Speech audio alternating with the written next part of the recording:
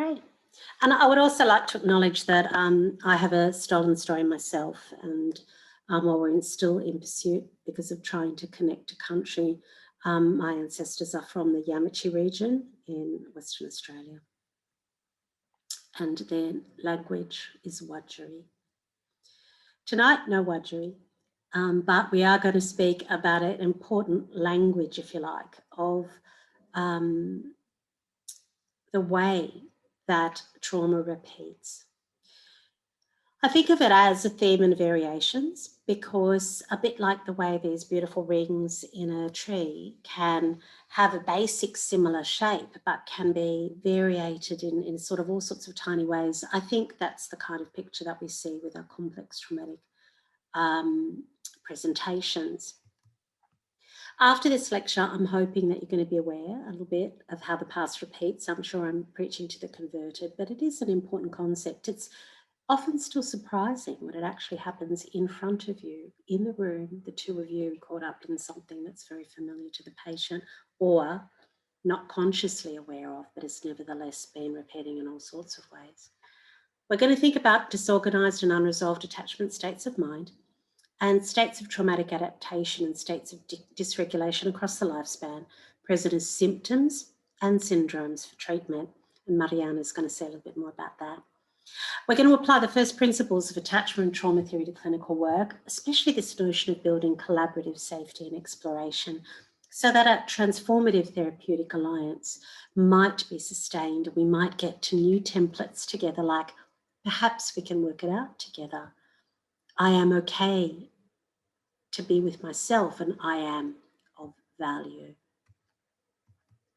So this is the beautiful Orion Nebula, and over Western history, the constellations in this sort of a way have proved an incredible part of stories, and we look to them and we join the dots to tell a story. So we use little bits of information and pull them all together.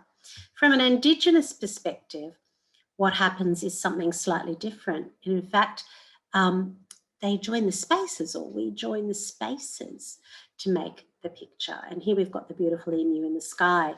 And just in case you were not clear that this is a very conscious process, the people of the local area have drawn the emu in the sky on the ground to show that there is a representation below of what they can see above. In trauma, we get these incredible loops. And for many of our patients, for ourselves, we feel as though we're caught in the web. Or perhaps we're entrained around the black hole, and sometimes it feels like our consciousness and our choices are sucked into it in a way that we cannot resist. So because no one ever remembers anything other than the beginning and end of a talk, I'm going to start with the first summary slide and where the stories begin, right? So selves grow in relationships. We grow best when they're connected and responsive relationships. The first of those are our attachment relationships, and they shape us. They shape our templates of relatedness, but also our psychoneurophysiology, the way our very minds and bodies work to regulate us. So they start us on our way, even though sometimes it might be somewhat limping. And then if that's the case, we know that something has gotten in the way. But thank goodness, therapeutically, there's room and opportunity to change over a lifetime. And Starts is a place that firmly practices that belief. The second summary is that when stresses or coping are overwhelmed, strategies or homeostasis that might have been in place breaks down, and then symptoms emerge and people then tend to present for treatment. So as clinicians, we track coping. We're very interested in coping, whether it's mums, dads, bubs, kids, young people, adults, grandparents, clinicians. How have we coped? And then we stop and we think, why are we not coping now? We notice distress, disturbance, distance, disorganization, dissociation. We notice repeating patterns. We consider stress, trauma, loss, and whether it is disorganizing the homeostasis of the system. We formulate, we put that story together, whether it's the dots or the spaces. right? To understand the diagnosis. And then in these days, I think most people will feel that we need to bring a rich, integrated, multimodal management plan to bear. And so from dissociation, we then begin to associate where we can, to pull in connection, to begin the networks of coping, to get them back online. And sometimes, usually because post-traumatic growth is very important, to build something new. So we're going to think biopsychosocioculturally and trauma-informed. And remember that, yes, we are part of the solution, but sometimes, and almost inevitably, sometimes we're part of the problem. So the self, a beautiful thing, but it's not a given, it's co-created. And so it's normal for us to help one another, to play, to explore, to learn this idea early that we need each other. But so often in our complex trauma patients, something has gotten in the way. Dissociation breaks us down. It disturbs our regulation, our organisation, and the usual suspects, as I like to call them, are stress, trauma, loss. And of course, in a torture setting, that trauma is extreme, those losses are severe. I love the song by Kate Bush because it's meant to be about mum, right? And so you think it's so beautiful, it's exquisite. But the twist at the end is that the child is reaching out for the star, which is mum, that explodes. And so this paradox that we reach out for love, but instead something dangerous, something shocking, something startling happens. We think we're safe and we are disrupted. That is that terrible experience of trauma. So I'm going to tell you about Vera. She was in her assessment session. At this stage, she was 60. And at interview, she told a very fluent story of a repeated treatment-resistant depression and her decision to try therapy again, this time a psychodynamic approach. After a long time listening, because you don't jump in with these things, I said, I notice you haven't mentioned your family. I thought I was being gentle, but at that point, her discourse broke down completely and she couldn't continue for a long time. So something had gotten in the way. I had tripped or triggered an unconscious traumatic memory system when I had mentioned her family. So part of our job, part of our work as clinicians is to recognise attachment states of mind because they help us understand people's attachment and relationship history and story, the templates they bring to relatedness now, what they expect from others, what they will expect from me as a clinician. And it's biopsychosocial organising system at the heart of development. And we know it's all about trying to get this safety for our young, to raise them, to help them want help and come in for help. But now we're aware that it plays a powerful organising role in social, neurological, psychological development, and it's at the centre of interpersonal neurobiology. We can see its behaviours, right? And the regulation patterns, and we can feel, using often both our humanness, our affect, but also our somatic transference to understand what's happening. And we listen to the stories that people tell us and we reflect on it and we reflect on how they reflect on it. So this organisation of the stress response is profound. So many aspects of information processing, affective regulation, homeostasis, the autonomic nervous system, our capacity to enter that incredible sort of state of mental rest, right, and physiological rest is programmed very early. And it becomes quite unconscious in many ways.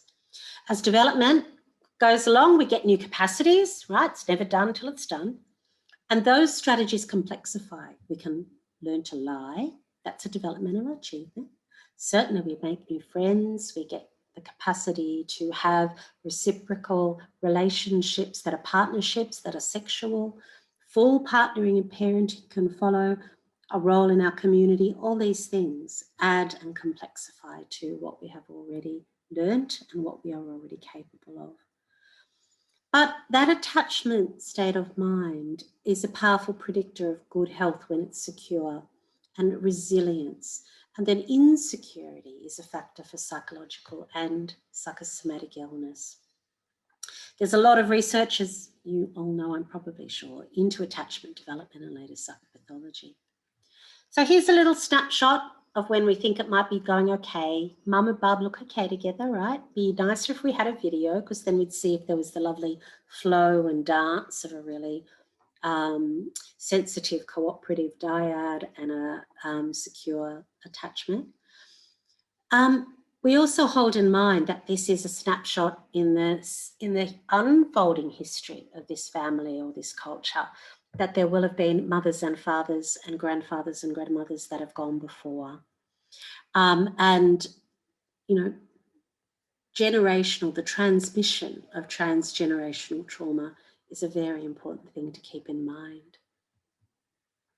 But here we've got a babe that's really kind of liking this interaction, and mum seems to be liking it too. And they're connected in gaze, probably in their voice. You can see the position, the lovely little hands are touching, right?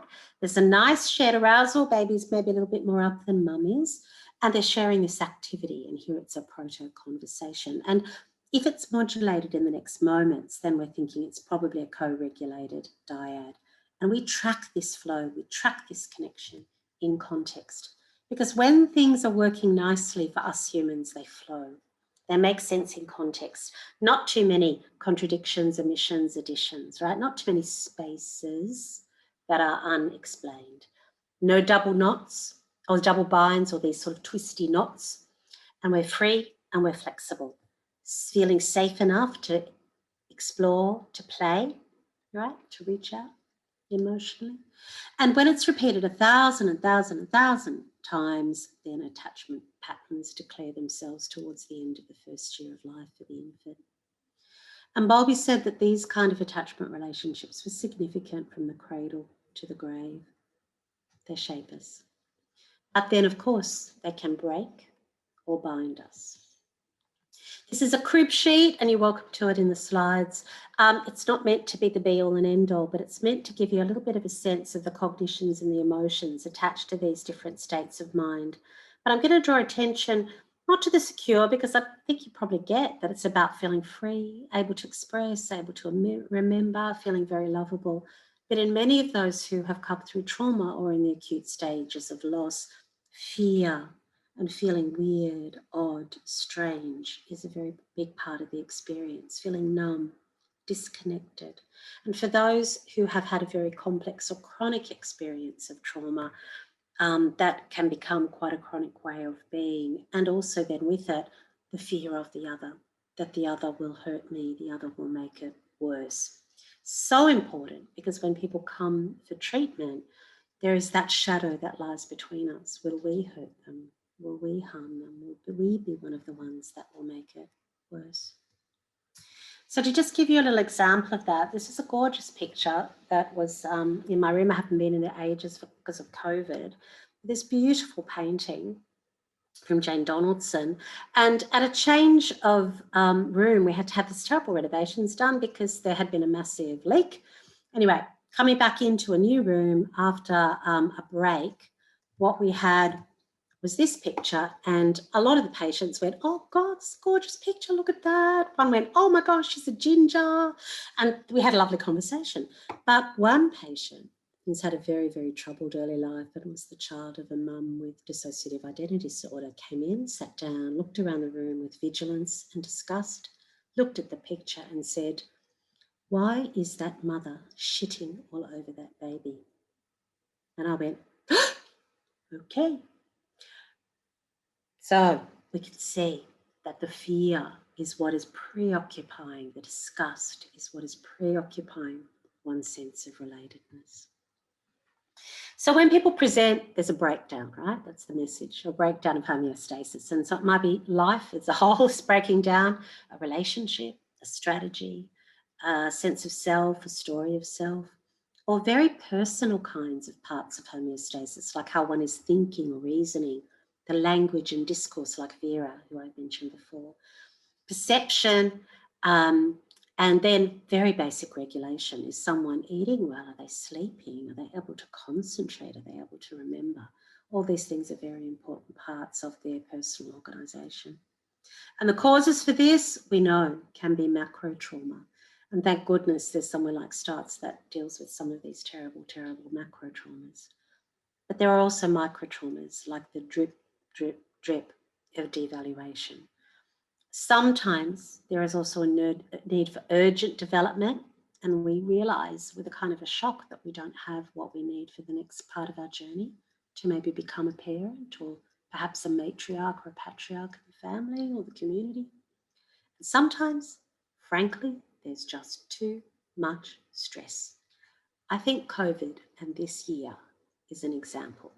Most of us had too much stress, and a few of the cracks can be showing, I think, for many of us.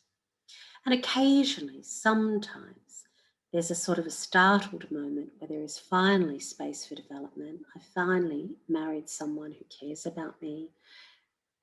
And now there's this chance to process all that stuff that happened. I have finally come to these shores in Australia.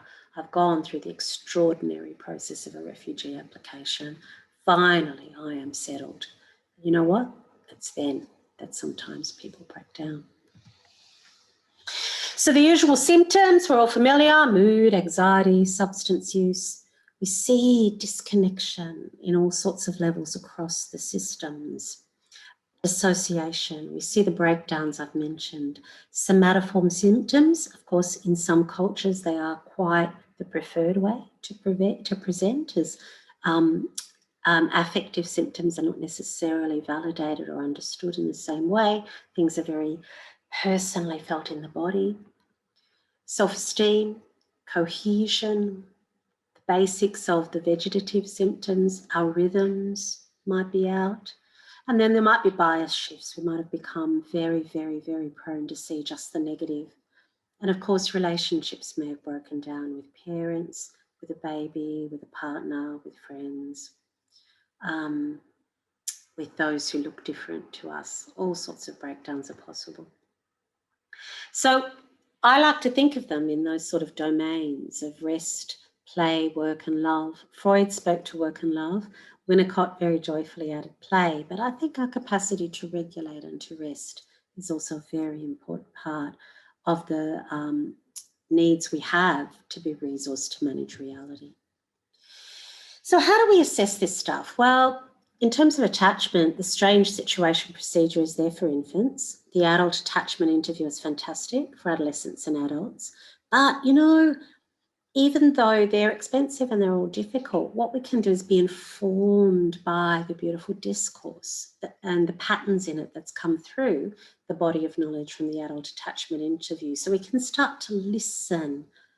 We can also add to that our history of what the person's been through. We can add our observations of their regulation in the room right here, right now. We can bring our counter-transference to bear. Am I nicely in flow with this person? Am I being pulled in too tight? Am I being pushed away? Or do I feel like I'm just not connecting at all?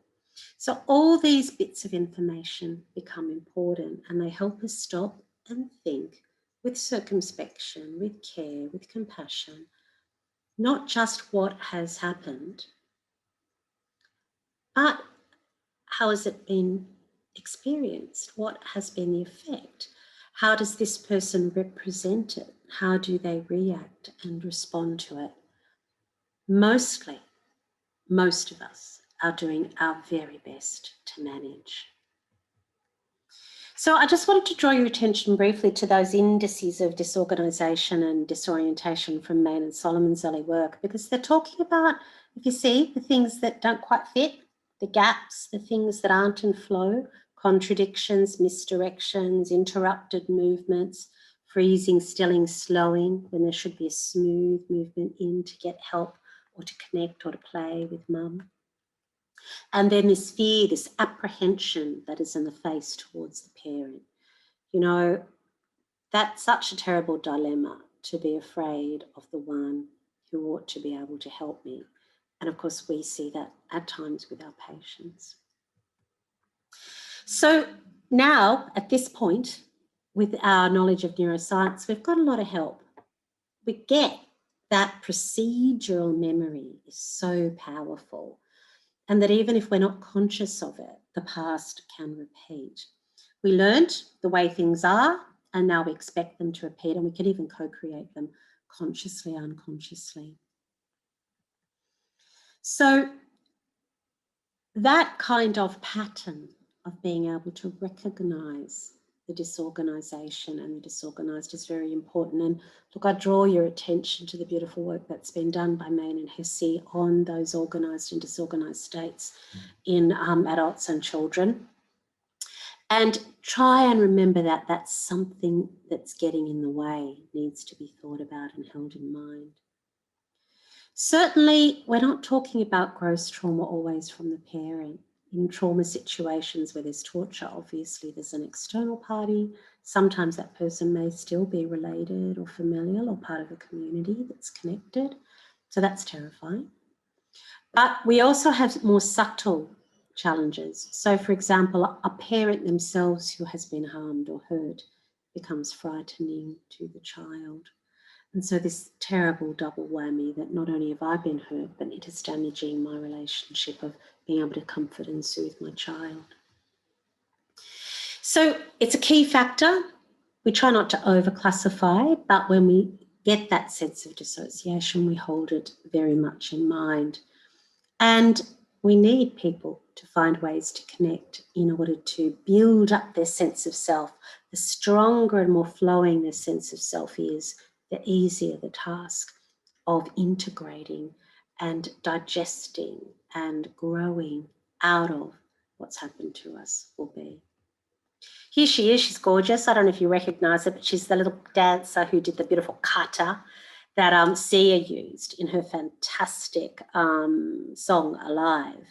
And I think she's such a beautiful reminder that we all find a way, raging, battling, hiding, flying, floating. We find a way to come through trauma. But then at the other end, we do need to find a human connection to help us restore and maybe create a new pathway forward. Does the cycle have to repeat? No, but change is, from my experience, very hard often. Vera, who I mentioned at the beginning, she wanted to love someone and be loved in return. But her anxiety, because she had been beaten, she had been rejected, she had been devalued, this anxiety and fear did impact on her children, and those relationships have been historically difficult. Now, there's a second round going on in the family where she's a grandparent and things are going better.